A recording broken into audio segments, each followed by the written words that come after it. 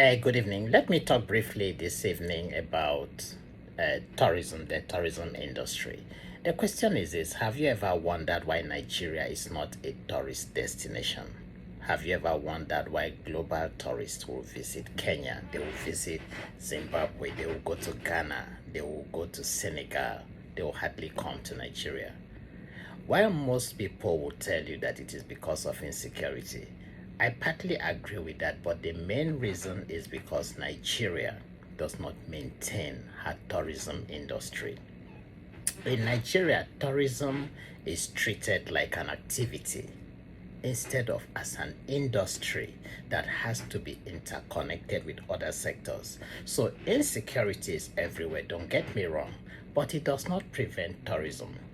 Al-Shabaab is a popular terrorist group in Kenya, but it does not stop terrorists. It does not stop tourists from going to Kenya. Our tourism is failing because we fail to develop the tourism industry 62 years after independence. Let me talk briefly about wildlife tourism today. On my next presentation, I will talk about historical tourism and slave trade in Africa, where I plan to answer the question if the transatlantic slavery was actually a form of trade. But for today, let me talk about wildlife tourism and why Kenya succeeds. Listen carefully. Kenya has a well-established hotel industry that is well managed, and services are of high standard than almost any other African country except South Africa. The government of Kenya, through the Kenya Tourism Development Corporation, ensures strict wildlife preservation programs and laws which ensures continuity of the activity. This is where we missed it in Nigeria. Our government have no program for wildlife preservation. Our remaining wildlife are hunted daily for food by villagers, and our people have no value for wildlife. Kenya has a well-developed transport system in terms of roads, railway, and air transportation, making it easy for tourists to move within the country. More important, a lot of research is carried out by the Kenyan Tourism Development Corporation in terms of checking the population of animals, the population of birds in the national parks and the game reserve, and also improving the management of the entire tourism industry. In Nigeria, we have no record of any of this. We just have group of civil servants or group of bureaucrats who are just there to steal and plunder the economy. Our inability to manage our tourism industry or to manage tourism in Nigeria as an industry is the primary reason why tourism has failed in Nigeria. Now listen. Wildlife tourism, talking about Kenya now, accounts for about 14% of GDP in Kenya. Actually, 1 in every 10 people in Kenya is in the 1 in every 10 people in the formal sector of employment in Kenya is in tourism. About 2.5 million tourists visit Kenya every year. Out of this number, almost 70% of this number arrive through the Jomo Kenyatta Airport. Now you can imagine the ripple effect of that population coming into Kenya. It affects taxis, it affects hotels, it affects restaurants and other subsidiaries that are connected to tourism. Now, what is Kenya doing right that we are not doing right in Nigeria? Simple. Kenya invests heavily in security of lives and property. Kenya invests heavily in national image improvement. And thirdly, Kenya invests heavily in all tourism-related services like small infrastructure, transportation, law and order, and even power. One thing you need to understand about development is that development is interconnected. You cannot focus on one sector and abandon the other sector.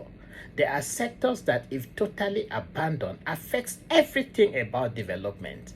Nigeria is not working, not because we cannot get it right. Nigeria is not working because our ruling class are clueless and have no interest in doing things the right way. Most importantly, Kenya has a prudent management system for funds received from international organizations. This is when we miss it in Nigeria. And Kenya provides good records Most international donor funds, especially those that fund wildlife, they are more comfortable to channel funds to Kenya than to channel those same funds to Nigeria. So these funds going into Kenya help to promote Kenya's national image globally. Nigeria, on the other hand, we have one of the worst record in the management of international donor funds. Between 2011 and 2016, about 12 major donor funds withdrew from Nigeria due to mismanagement of funds. Take example, the United Nations program called the Sponsored Responsible Tourism Project, SRTP. Now listen, in this project, communities are funded to benefit directly from tourism. So like if your village is surrounded by tourist lands and as such your people cannot use such land for farming, there is a fund that supports local communities affected by this. A typical example is the National Forest in Cross River State in Nigeria. All villages within that forest are supposed to benefit from the SRTP fund.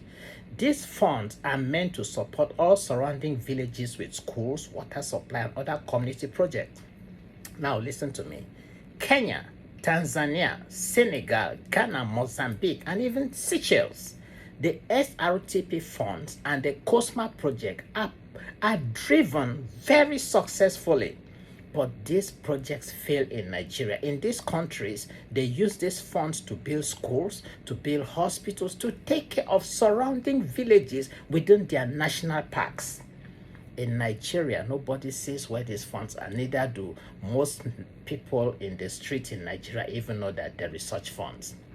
Now, in most of these countries I have mentioned, the funds are used to build institutes. They are used to build schools. They are used to build hospitals. In most of the places you have the national parks. Nigeria has great tourist sites. Some are so unkempt that you can pass them for a refuge site. We have the Yankari Game Reserve in Bauchi, unable to generate sustainable income with dilapidated infrastructure due to poor funding. We have the Kenji Dam National Park, we have Ogbonike Cave in Anambra, we have Oshobo Sacred Cave, we have the Awom Waterfalls in Enugu State, we have Zuma Rock. Zuma Rock is even a project that concerns me. It concerns me because I have seen what rocks have done in other societies. We have the Ikogosi Warm Spring in Ekiti State. I was there sometime, I think possibly around 2008, 2009, during the government of Shegun Oni.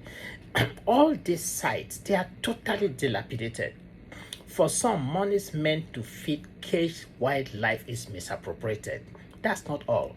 We have Olumo Rock, very similar to Stone Mountain Park in Atlanta, which generates almost $54 million yearly. The same type of rock, Stone Mountain Park, the rock is exactly like Olumo Rock. Our own rock is used more like a toilet site by the locals. So when we keep saying that Nigeria can get it right, Nigeria can actually get it right. We just need to do things the right way. Now, there are several, again, to put it the right way, what is happening in Nigeria, how most of these things cannot be properly done, are the consequences of having clueless, illiterate, and wicked men that run the country. And I believe that with time, we can get it right. Now, listen, we still have great tourist sites that are not yet exploited, and some are totally abandoned by state and federal government. We have the Lekki Conservative Center. We have Agbokin Waterfall and Obudu Cattle Ranch in Cross River State, especially Obudu Cattle Ranch, one of the best places I've visited in Nigeria. Else I forget, there's a national park in Cross River State with great potential to be compared to national parks in Kenya. It is called the Cross River State National Park. It stretches from the urban hills near Calabar to Korob National Park in southern Cameroon. It's a large expanse of forest and land. This park houses specialist plants and endangered animals. It houses one of the only surviving natural butterfly gardens in the world. You can imagine the amount of tourists that would have attracted if this was well advertised.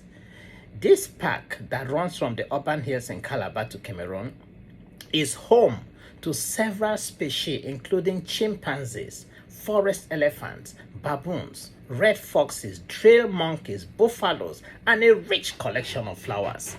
A park similar to this is what generates millions of dollars in Kenya and Tanzania, but in Nigeria, it is just another forest that is being plundered by state government, that is being plundered by villages, and is of no consequence.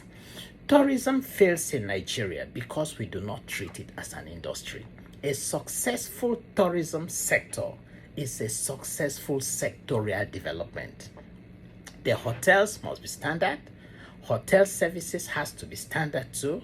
The airport, transportation services, tour guides, retail economy, medical sector, law and order, they all have to work together to make the industrial sector successful. You cannot run successful tourism industry without a good airport. The national airport of every country is the first customer service experience in any country. So what that means is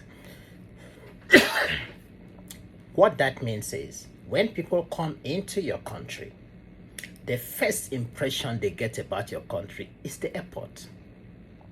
Murtala Mohammed Airport in Lagos is one of the dirtiest airports I have seen in all my travels worldwide. It sends a very wrong message to first-time visitors to Nigeria. An airport that travelers do not even have a place to sit when traveling. Compare this to Jomo Kenyatta Airport in Kenya, or some of the best airports in Africa, including Cape Town International Airport, King Shaka International Airport in Durban, that's in South Africa, Mohammed Airport in Casablanca, Addis Ababa International Airport, and even Kigali International Airport in Rwanda, one of the most beautiful airports I've seen traveling in Africa. Visit the airport in Rwanda, a country that does not have half the resources that we have in Nigeria. The airport staff are well dressed and looking healthy. You will not find airport staff in any African country begging as we have in Nigeria. Don't forget, a country's first customer service is the airport. Do you know the image that the international community gets when they come to Nigeria and people are begging at the airport? Airport staff in other African countries exhibit great professionalism and etiquette. You'll be impressed with how clean the toilets are and how professional they handle baggage. These are airports in Africa, not America. The question is this: why can't we get it right? Listen to me as I conclude. Development is a choice. Giving our people the good life is a choice. Providing jobs for our youth through the tourism sector is a choice. We can choose to get it right by electing the right people to lead the country, or we can just continue the way we are. Follow me on my YouTube page. Let's have this conversation. My name is Prince Will Odidi. Thank you, and God bless you all.